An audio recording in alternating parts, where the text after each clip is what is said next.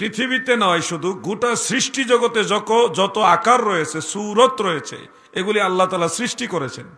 তো যেটা আল্লাহ তাআলা সৃষ্টি করেছেন এটা আল্লাহর আছে, তাহলে তো সৃষ্টির সাথে স্রষ্টাকে আমরা মিশিয়ে ফেললাম।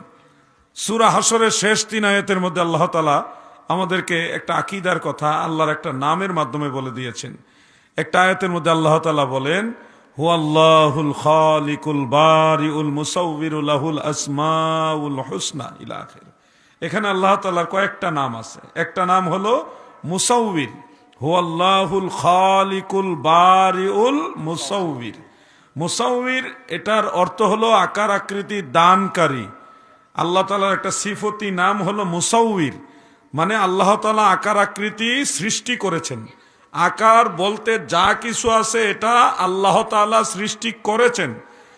এই জন্য আল্লাহকে আকার বিশিষ্ট বললে সৃষ্টির সাথে আল্লাহকে মিলিয়ে ফেললেন, যেটা শিরিক, ঈমান চলে যাবে।